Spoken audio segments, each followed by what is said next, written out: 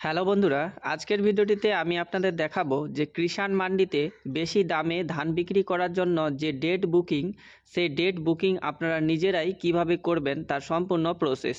তো date booking করার জন্য আপনাকে কিন্তু এই সাইটটিতে আসতে হবে। তো এই সাইটটির লিঙ্ক আপনারা আমার ভিডিও ডিসক্রিপশন বক্সে পেয়ে যাবেন।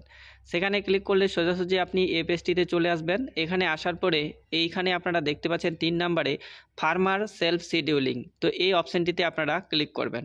এখানে ক্লিক করলে দেখবেন যে আপনি কিন্তু ডেট বুকিং করার জন্য 4টি অপশান পাবেন। প্রথমে দেখতে পাচ্ছেন আধার কার্ড, তারপরে আপনি এখানে পেয়ে যাবেন এপিক নাম্বার, তারপরে এখানে পাবেন আপনি কৃষক বন্ধু আইডি এবং এখানে দেখতে পাচ্ছেন রেজিস্ট্রেশন নাম্বার।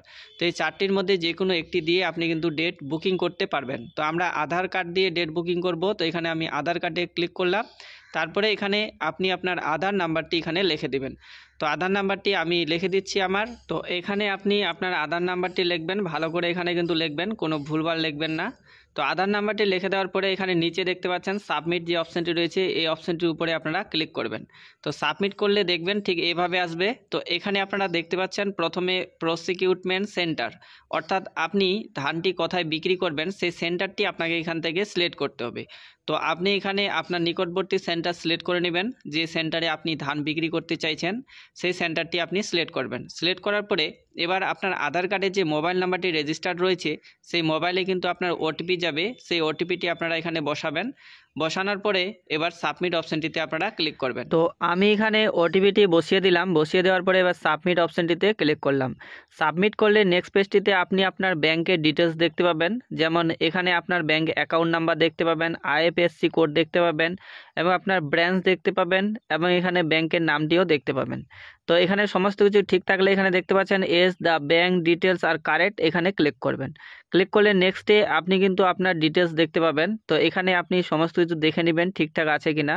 সমস্ত কিছু ঠিক থাকলে এখানে কনফার্ম যে অপশানটি দেখতে পাচ্ছেন এই কনফার্ম অপশানটিতে ক্লিক করে দেবেন। তো কনফার্ম করলে নেক্সটে এভাবে আসবে। এখানে আপনারা দেখতে পাচ্ছেন যে paddy you want to give in quintal, অর্থাৎ কত কুইন্টাল ধান আপনি বিক্রি করবেন সেটা এখানে লিখবেন। তো আমরা 30 কুইন্টাল দিব, তো এখানে 30 কুইন্টাল লিখলাম। তারপরে এখানে দেখতে পাচ্ছেন যে প্রক্রিউমেন্ট ডেট, অর্থাৎ কত তারিখে আপনি ধানটি বিক্রি করবেন সেই তারিখটি এখান থেকে সিলেক্ট করবেন। তো আমরা 16 তারিখে দিব, তো এখানে 16 তারিখ সিলেক্ট করলাম। এরপরে নেক্সট অপশানটিতে ক্লিক করবেন।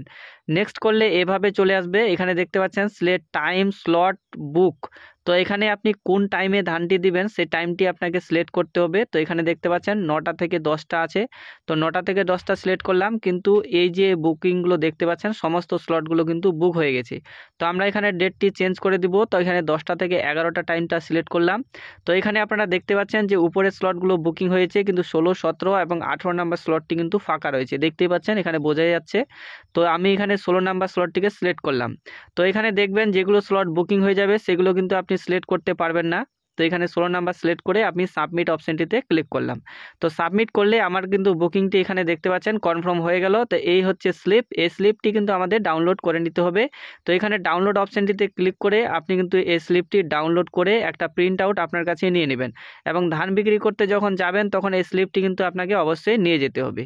তো এই ছিল ছোট্ট প্রসেসটি ভালো লাগলে অবশ্যই ভিডিওটিকে লাইক করবেন, আমার ছোট্ট চ্যানেলটিকে সাবস্ক্রাইব করে আমাকে সাপোর্ট করবেন। থ্যাংক ইউ, সবাই ভালো থাকবেন, সুস্থ থাকবেন।